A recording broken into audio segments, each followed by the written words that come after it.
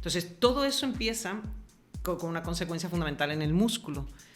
Si el animal no descansa, Temple Grandin siempre dice que con 2 o 3 horas es suficiente para que el animal recupere el glucógeno en el músculo y ya cuando tú lo vayas a matar, él pueda bajar su pH y ya no tener un problema de corte oscuro.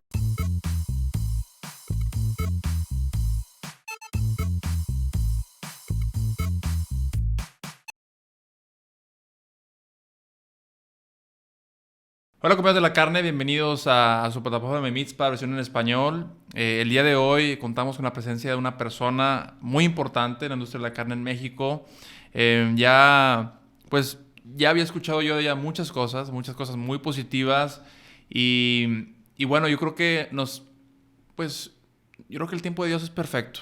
Estamos ya ahorita sentados enfrente de la doctora María de la Salud Rubio Lozano. Bienvenida a esta plataforma de Mitzpah. Gracias, Francisco. Muchas gracias. El día de hoy vamos a tocar temas muy importantes que he visto en estos casi 2 años que llevo muy involucrado, porque es otra cosa cuando estás en la academia y te vas directamente a la fuerza laboral, pues ves cosas que a lo mejor no veías como estudiante. Y me ha tocado ver muchos temas con en el punto de vista de aturdimiento, bienestar animal, y más importante es cómo lograr que la audiencia entienda la importancia que esto tiene en la calidad de carne. Podemos hablar / microbiología, / vida en aquel. Y bueno, yo creo que hay varias preguntas que primeramente le agradecemos estar aquí el día con nosotros. Y casi le platicaba cuántos artículos tiene publicados, casi 100 artículos entre inglés, español. Y bueno, gracias por estar aquí. Francisco, muchas gracias. Es un honor, yo también había oído de ti un montón de veces. Todos mis amigos ya habían hablado contigo. Yo decía, ¿cuándo me va a llamar? Qué bueno que ya pudimos vernos aquí en Monterrey, me da mucho gusto. Y fíjate que nosotros hemos cambiado un poquito el discurso ya. Desde hace años no solo nos enfocamos a ver el proceso de que todo el estrés antemortem que ocurre en los animales tiene siempre una consecuencia en la calidad. Sin embargo, el foco, lo primero que empezamos a decir ya en nuestras conferencias, damos conferencias en Centroamérica sobre todo, y en Sudamérica y en México, por toda la República, es siempre acordarse que el animal es el objeto de nuestro trabajo y tenemos que darle una buena vida porque él está dando la vida por nosotros. Entonces, hasta el último momento no es ya una cuestión de nada más calidad de carne, sino también es ético, ¿sí? Siempre procuramos que todos lo trabajen de esa manera también. Lo que hemos visto durante muchos años trabajando en México es que por fin yo he visto disparatadas cosas hace muchos años y ya no ves tú maltrato. Tú no ves de forma cotidiana, no es una cosa de decir, ya nos dimos cuenta que la gente no es que sea malintencionada, es que no estaban preparados, no estaban capacitados, pero a la misma vez que hemos estado nosotros capacitándonos de otras partes del mundo, nosotros en el 2006, mi esposo y yo nos fuimos a Inglaterra, hicimos un sabático. Nosotros queríamos ir a un laboratorio de Meat Science en Bristol, porque antes de yo venirme de España para acá, para Estados Unidos, a mí me habían aceptado también en Bristol, pero en Texas fueron más rápidos y entonces me vine para acá. Entonces yo quería volver a donde inicialmente iba a ir, ¿no? Al sur de Inglaterra. Nos dimos cuenta, tú fíjate, el Meat Science la estaban prácticamente desmantelando. Y había 52 investigadores trabajando en bienestar animal. Allí es donde nos hacemos nosotros Animal Welfare Officers y venimos aquí y seguimos aprendiendo y tal. Entonces, uno de los estudios que llevaba el doctor Danilo para adelante, en un estudio nacional que hicimos con el doctor Diego Braña, con la gente de Chihuahua, de Hermosillo, de la UAM, nosotros en la UNAM, yo llevaba la parte de calidad del bovino y mi esposo llevaba la parte de bienestar, que con Diego Braña hicieron toda la evaluación por todo el país y vimos cosas muy interesantes, rangos amplios en el cuidado, pero eso fue hace ya por lo menos 10 años y seguimos viendo y seguimos haciendo. Tú sabes que ya hay muchos auditores en México que se dedican a hacer eso. Entonces sí vemos un gran avance, sobre todo en lo que nosotros trabajamos, como te decía hace un ratito, en rastros TIF, porque los municipales realmente no tenemos un impacto, no nos dejan pasar fácilmente, no tienen refrigeración y no podemos hacer gran cosa con la carne. La carne las dos son carnes oficiales, ¿sí? Pero sí. Y ahorita platicaba que le iba a preguntar de varias cosas en las que usted ha participado. Uno pensaría, bueno, la mayoría, ahorita vamos a hablar un poco de las, pues, si no comparaciones, pero sí tomar un dato como referencia es lo que hacen en Estados Unidos, que podemos a lo mejor tomarlo como, pues, un líder, ¿no? En la industria de la carne que producen, consistente, en muchas maneras, que ahorita platicaremos también de eso. Pero bueno, vi algún dato que no sé si el año entre el 2019 y 2020, que uno pensaría que toda la carne de México viene de rastros TIF. Y no sé si me gustaría que platicara de esto, ¿no? Lo hemos aprendido también desde hace años. Uno de los primeros estudios que nosotros hicimos es conocer lo que se vendía en los supermercados en México. Y escogimos a 6 ciudades del país. Monterrey, Chihuahua, Guadalajara, México y 2 del sur. Campeche, no me acuerdo si era Villahermosa y Veracruz. Y alguna más se me escapa por aquí. Y nos encontramos, bueno, ya eso hace fácil 20 años, nos encontramos que se vendía mucha carne estadounidense, ¿sí? Y en los supers tienen un convenio con la Asociación Nacional de Empacadores TIF, que es la ANETIF, y la ANTAD, la Asociación Nacional de Tiendas de Autoservicio y Departamentales, tienen un convenio hace muchos años. La carne que se vende en los supers solo es TIF, pero todos sabemos, bueno, que fue sorpresas que nos hemos dado a lo largo del tiempo. Hicimos un estudio con Texas también, con la gente de Lubbock, y cada ciudad en la que elegimos estábamos buscando tipos de patógenos en carne. Dividíamos la ciudad en 4 cuadrantes y nos íbamos a todo tipo de establecimientos que vendieran carne. Tianguis, mercados de pueblo, supermercados y carnicerías específicas. Pues nos encontramos que en Monterrey no hay tianguis. Con estos calores hace años que la gente no vende carne en la calle. En la Ciudad de México todavía sí. Bueno, ese es un estudio que se publicó y los microorganismos salían disparatados. Nosotros sabemos que esa carne que no va a los supermercados viene de rastros municipales. Son rastros oficiales, son rastros legales, pero que tienen otro mundo. Es otro mundo, es decir, van por otra vía. Tienen una calidad sanitaria muy mala, realmente muy mala. Se hacen cosas que los TIF desde los años 60 se inauguraron en México para prácticamente exportar carne. Es decir, ellos cumplen con condiciones sanitarias iguales a la mayor parte de los países del mundo. Es decir, el poco trade que tenemos y exportamos a muchas partes del mundo. Sí, que es equivalente a un USDA. Correcto. Y los municipales no. En México, ahí se van. Cada año cambia un poquito. El 49% de la carne que consumimos es de municipal, el 51% de TIF. Al año siguiente es el 50-50. Al año siguiente es uno. Pero así llevamos durante los 10, 15 o 20 últimos años. Prácticamente la mitad de lo que se consume en México viene de TIF y la otra mitad de municipales. ¿Cómo usted determina, bueno, a lo mejor podemos hablar de las grandes diferencias que usted pudo estar en Estados Unidos, llegar a México y ver, bueno, llegué a México y no llegó al norte, llegó todavía más al sur y ver ese contraste que vemos entre los dos sistemas de producción? Desde el punto de vista de bienestar animal, calidad, ¿cuáles son los más importantes? Obviamente en precios, pues sí hay una diferencia económica, ¿no? En suavidad, digo, en cuestiones a lo mejor características de la carne, de diferencias, pero bueno, hablando de tema de color, tema de vida en aquel, oye, a lo mejor no te va a durar lo mismo una piña, una pulpa que viene de un rastro municipal a lo que te puede durar a lo mejor una pulpa de un rastro TIF no, para nada. Te tengo que decir una cosa, a mí no me gusta hablar de lo que no... Claro. Yo nunca he trabajado con carne de rastros municipales porque no me dejaban entrar, no les interesaba nada de lo que yo pudiera hacer allá, no les interesaba. De hecho, te voy a contar las 2 anécdotas que tengo relacionadas con rastros TIF. Una estudiante de maestría, estábamos probando unos productos para lavar las canales y eso lo enseño yo en mis conferencias, vaya. Nos fuimos a un rastro aquí en la ciudad que nos permitieron pasar, ellas porque eran de aquí, es más fácil hablar con la gente del rastro, nos permitieron hacer los primeros ensayos. Tomamos muestra de la canal recién matada. Sí, para tener nuestra base. La lavan con agua, tomamos muestra. La lavamos con nuestro ozono, no me acuerdo ya ni lo que estábamos usando. El tratamiento. Tenía mucho más microbio después de lavarla con el agua del rastro que antes. Y tuvimos que ir a otro rastro, a un TIF, porque allí tienen sus filtros y tienen la cosa adecuada. Nos tuvimos que ir del rastro porque aquello era infame. Vaya, no podíamos hacer el estudio si estábamos lavando con agua y echándole más microbios. El otro único estudio que se hizo en nuestro laboratorio era con un doctor que trabajaba en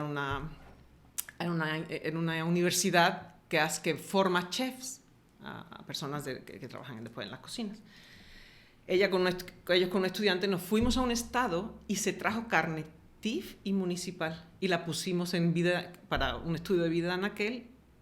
A los 10 días la municipal ya se salió de la órbita, la cantidad de... LOX 7, los mesófilos, sí. Efectivamente, mucho más arriba de 10 elevado a 7. Y la TIF al mes dijimos, bueno, pues ya tírenla, ya acabó el estudio hace un mes y esto no se había echado a perder todavía. Estaba al vacío, íbamos sacando cada cierto tiempo y eso es lo único, y eso no lo tengo ni publicado porque eran jovencitas que venían a hacer una cosita muy sencilla y yo no tenía los recursos específicos para eso, pero lo hicimos y comprobamos. Yo también te digo, lo saco en mis conferencias cuando yo he hablado de TIF, pero no puedo hablar más de municipal porque realmente no he trabajado suficiente, pero de todas maneras es que es lógico, las condiciones no son adecuadas, los operarios no están bien capacitados, no llevan la herramienta, no tienen los lugares cerrados, nada se hace bien en ese tipo de lugares. Te digo que no he ido tanto, pero en los municipios, en los TIF, yo me siento sorprendida. Yo me acuerdo, los primeros rastros que yo he ido en México fueron en Veracruz, maravillosos, sí, chiquitos. Pero yo me acuerdo en este rastro que aprendía yo un montón de cosas ahí, porque yo no había estado en rastros.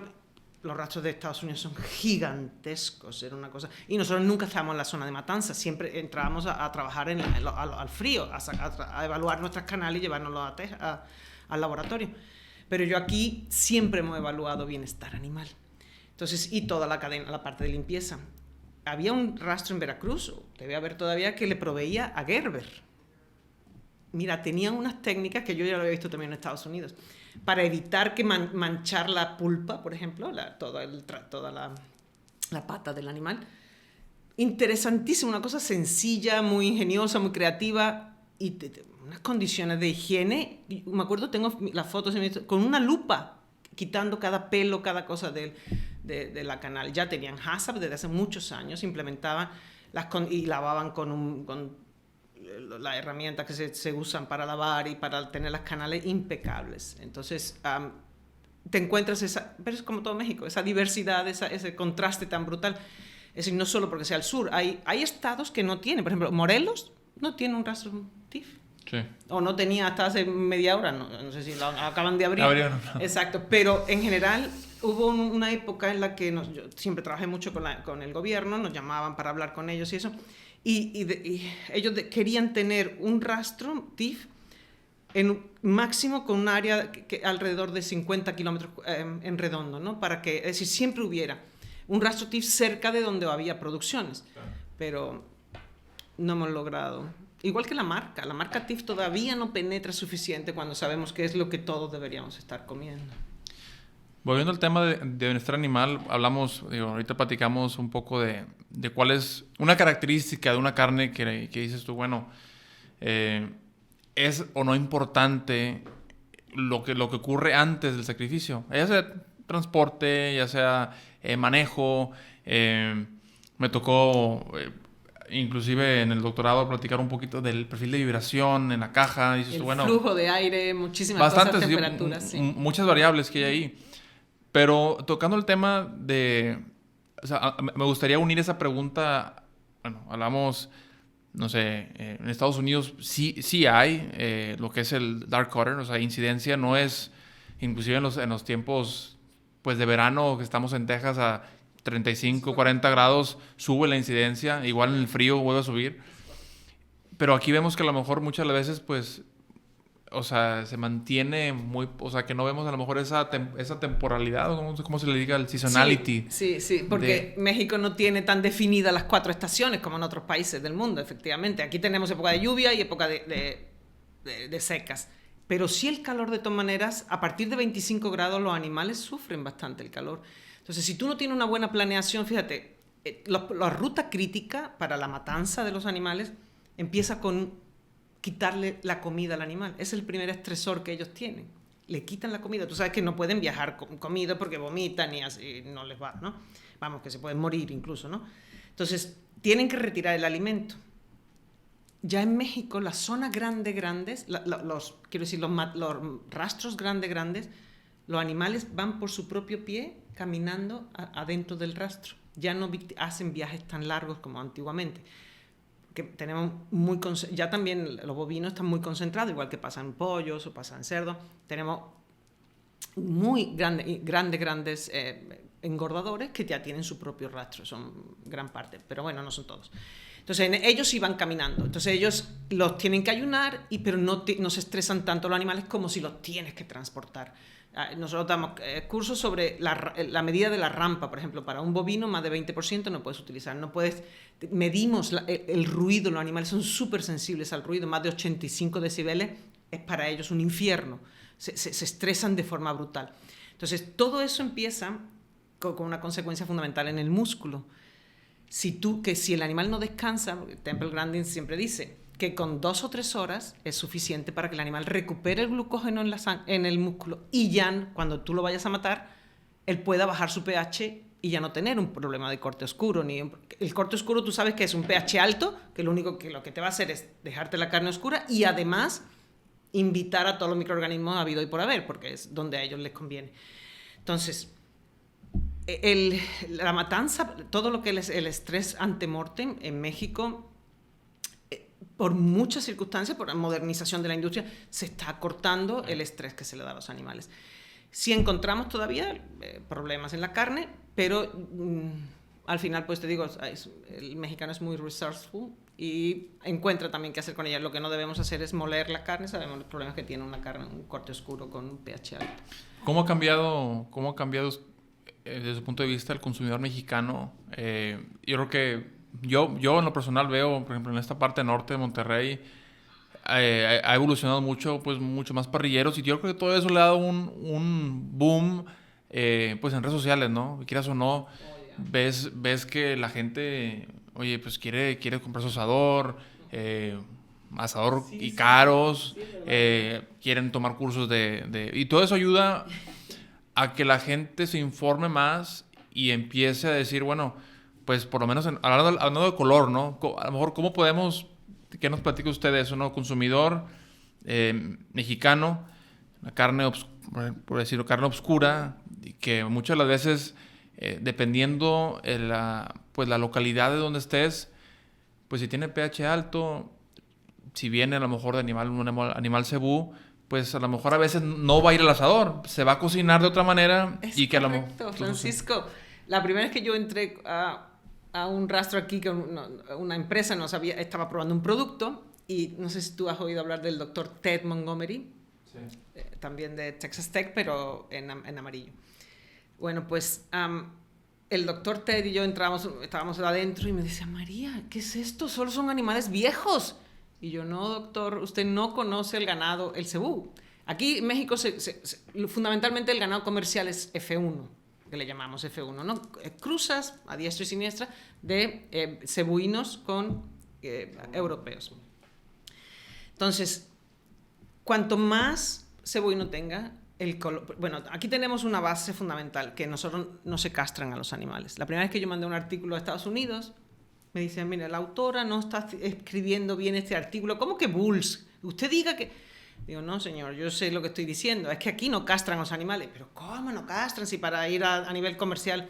Y seguimos teniendo ese mismo tipo de problemas porque ahora ellos quieren asimilar la carne mexicana a los Estados Unidos. No tienen idea ni siquiera de lo que es calidad de carne. Calidad de carne, bueno, uno de los factores fundamentales es la genética del animal.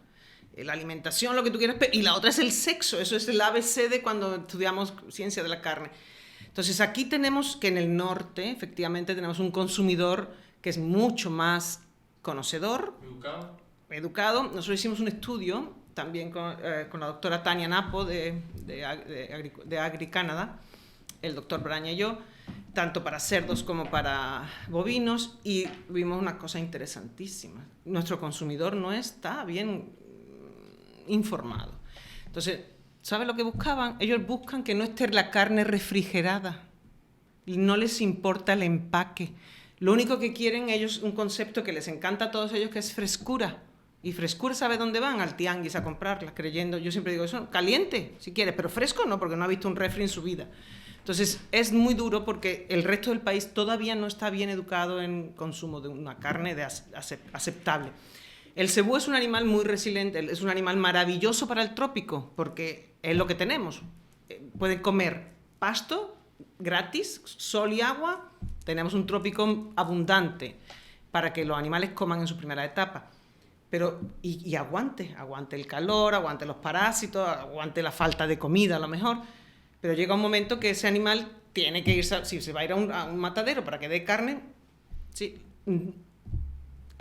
La naturaleza, yo siempre tengo que hacer así un poquito, en el sentido de que eso es un producto de una calidad regular. Es un animal que no va a engrasar, es un animal que va a tener la carne más dura y que queremos luego ponerlo a competir en una parrilla. Pues no puedes ponerlo, efectivamente, como tú estabas diciendo, en una parrilla. Tienes que o cruzar, o tener máximo, 25% de Bos Indicus. Sí. Eso nos lo dijeron desde Kumari, que hacía esos estudios, vaya.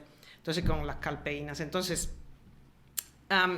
es un tema complicado porque es un país muy diverso, pero la gente poco a poco se va educando. A mí me asustaba que no creyeran en la refrigeración, cosa que eso en el norte no pasaba. También unos amigos de Hermosillo vinieron una vez a la Ciudad de México y decían, ¿así venden la carne aquí? En el súper, que había una carnicería dentro del súper. Ellos ya compraban todo envasado desde hacía años. Yo decía, madre mía, hay una gran diferencia entre las diversas partes del país. Pero ahí van poco a poco mejorando. Otra cosa que también yo creo que faltó, a lo mejor preguntarle el tema del el tiempo de distribución. Habló de calpaínas, habló naturalmente, pues a lo mejor en Estados Unidos, pues lo han hecho bien en el tema de que, pues, por lo menos, y hay estudios, ¿no? Que por lo menos, bueno, para empezar hay encuestas bien importantes que dicen, bueno, hacemos encuestas en tantos estados y sabemos la carne que está en el retail, en el supermercado, tiene tantos días desde que se empacó. Y eso les ayuda a determinar también, pues, que por lo menos la carne que está ahí trae por lo menos 10 o 14 días, ¿no? Empacado al vacío. Y eso también te ayuda a la suavidad. Entonces, siempre es la conversación con el procesador de carne, donde, bueno, oye, pero pues son 10, 14 días, ¿quieres que no la venda? ¿Quieres que me quede con la carne 10, 14 días? Pues que si quieres optimizar en lo que es la calidad de carne, hablando de terneza, suavidad, pues lo tienes que hacerlo, ¿no? Pero pues sí hay un tema económico que, pues, lo podemos hablar como pues lo operativo, ¿no? Que tiene que irse ahí. Oye, pues tienes que tener inventario por lo menos para garantizar. Y eso a veces es complicado de hacer entender a la gente, ¿no? Porque dices tú, me lo quedo 10, 14 días y la gente a la que le voy a vender a lo mejor no le interesa que tenga suavidad, pues te eleva el costo, obviamente, te va a elevar el costo de refrigeración. Correcto. Pero bueno, aquí era algo que no se conocía. Es decir, madurar la carne hace 25 años, eso era... No lo habían oído en su vida.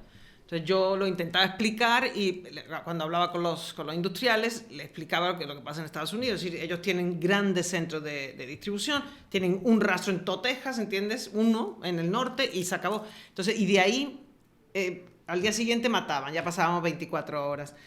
Cortan, lo dejaban 2 o 3 días, se lo lleva el camión otros 4 o 5 días. Para cuando llegara al consumidor ya tenían los días que querían de maduración, que ya sabíamos que con 14 días era excelente. Los primeros estudios que hice sobre maduración fueron sorprendentes. Bueno, ya sabíamos también que los cebús tienen más calpastatinas que el resto de los animales.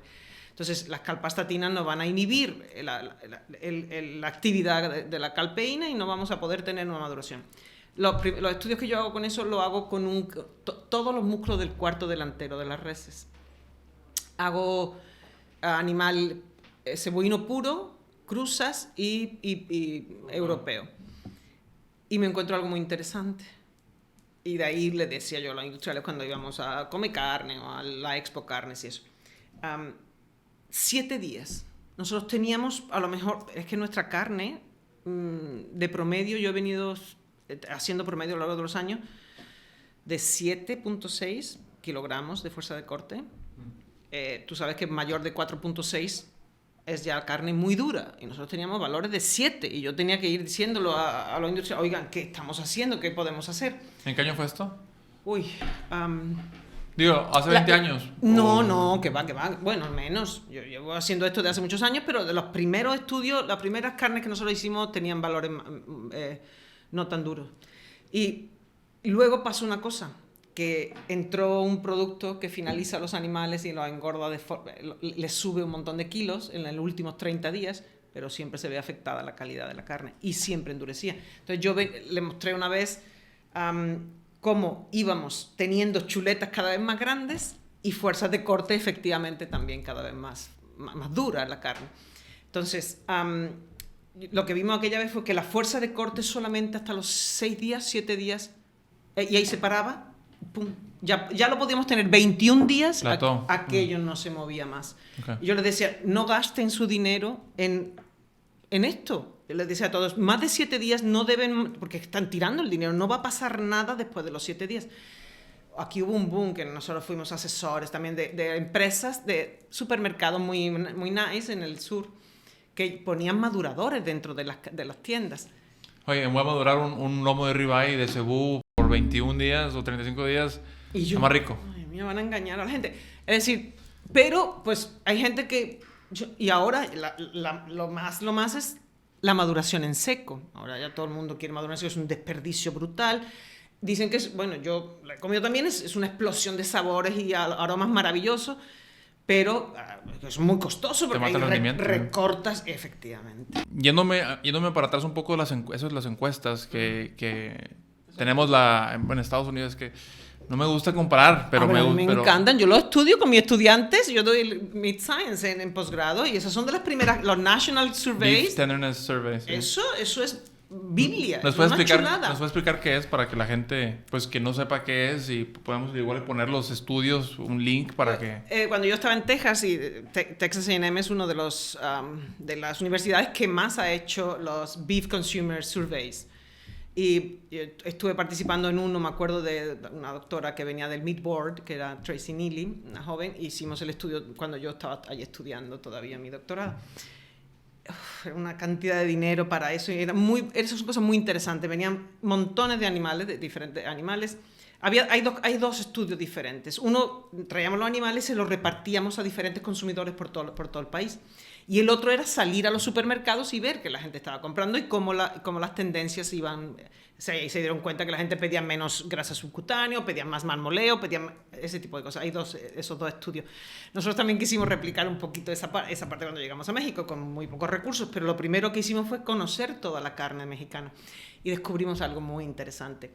Eso fue en los finales de los 2000, de los 1900 y pico, y ya los primeros de los 2000.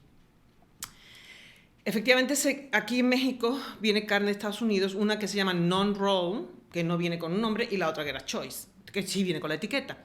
Y la otra mexicana, que no tenía... Normalmente, desde que yo llegué a México había 1 o 2 marcas comerciales en el súper, pero muy poquitas. Es otra de las cosas que hablamos con los estudiantes. ¿Cuántas de leche conoces? ¿Cuántas de cualquier cosa? Hay un montón de marcas, y de carne casi no había. Ahora tú puedes escoger, ¿no? Antes tenías que escoger nada más que por el tipo de corte.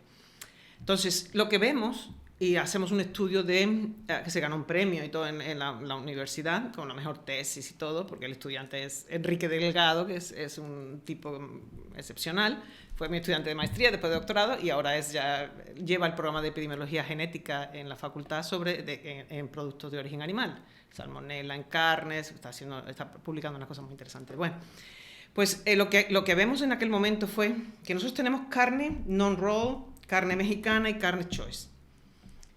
En composición era lo que tenía que ser, es decir, una choice pues tiene alrededor del 7% de grasa, más o menos, La mexicana tenía un 4, o un 3 y pico, y la non-roll también era parecida. Cuando se lo damos a un panel de consumidores de cientos de personas, 100 y pico personas, me quedé asombradísima, porque ellos dicen, sí, esta, la Choice, es más suave. La non-roll está muy dura y no nos gusta. Pero es que entonces dicen, la mexicana dice, esta está más dura, pero me gusta tanto como la Choice. Nos quedamos así. Tú ves que hay un mercado de carne mexicana en Estados Unidos. ¿Cómo se llama esto? Por tradición, por querer saber. La gente compra carne mexicana en Estados Unidos. Puede que no sea de la misma calidad que la mejor que la que venden ellos, pero a ellos les trae algo de su tierra. Yo me quedé sorprendida. Eso está publicado en Meat Science. La carne mexicana les gustó en overall acceptances de lo mismo que la Choice. A la non-roll dijeron, no, esa no nos gusta.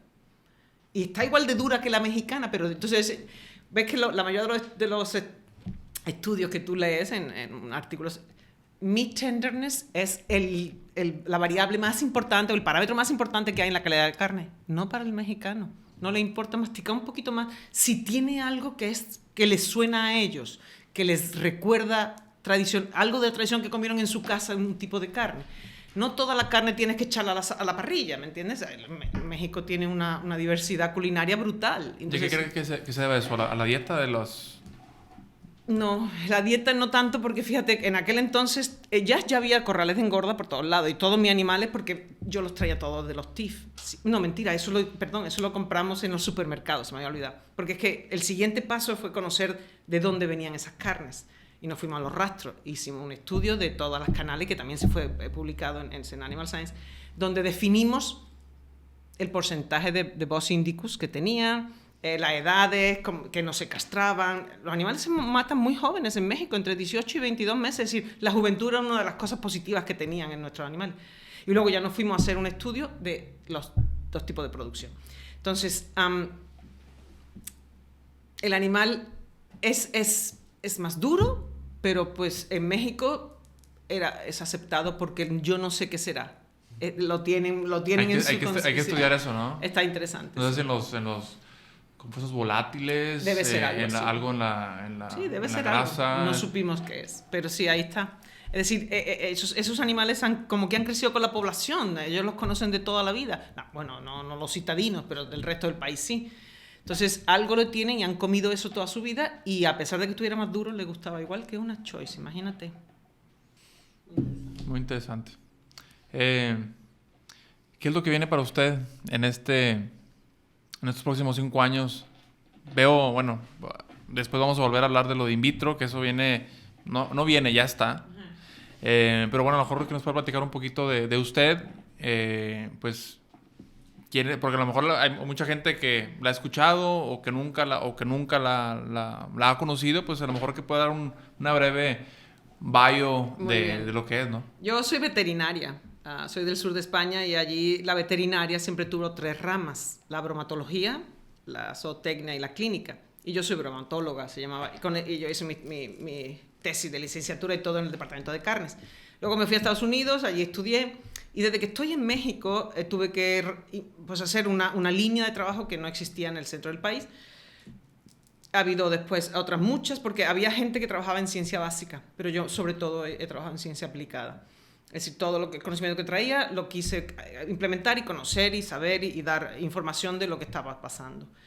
Entonces, durante muchos años he trabajado con calidad fundamentalmente, pero cuando llegué a México y conocí los rastros y todo eso, dije, no, hay que trabajar en inocuidad también, porque eso estaba en la lona, eso sí que estaba en la lona. Entonces, fuimos los primeros que trabajamos con un PCR para buscar microorganismos en los alimentos.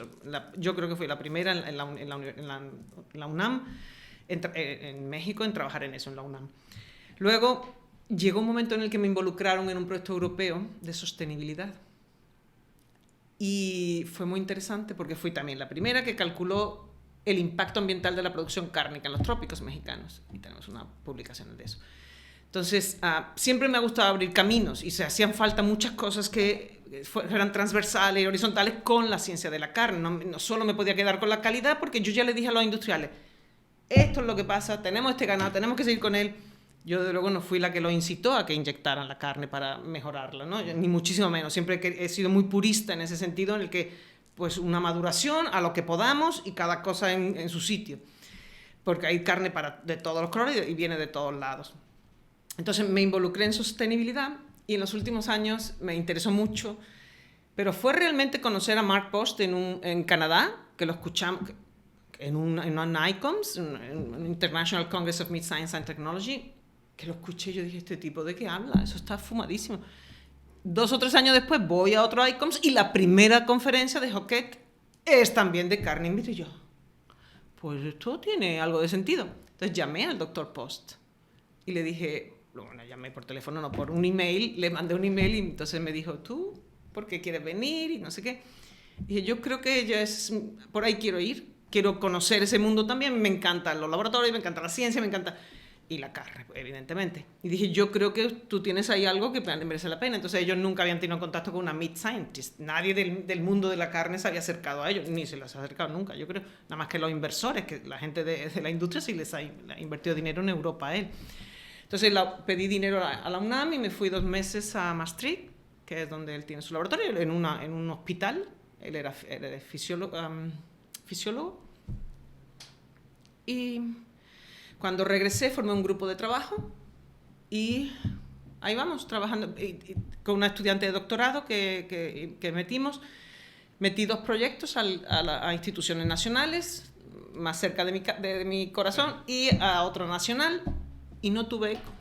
No creyeron en mi proyecto, pero hubo unos inversores que sí creyeron, y entonces aquí estoy en Monterrey ahora, intentando a ver si algo así sale. Ya hablaremos otro día. Ya otro día platicaremos al respecto. La verdad le agradecemos.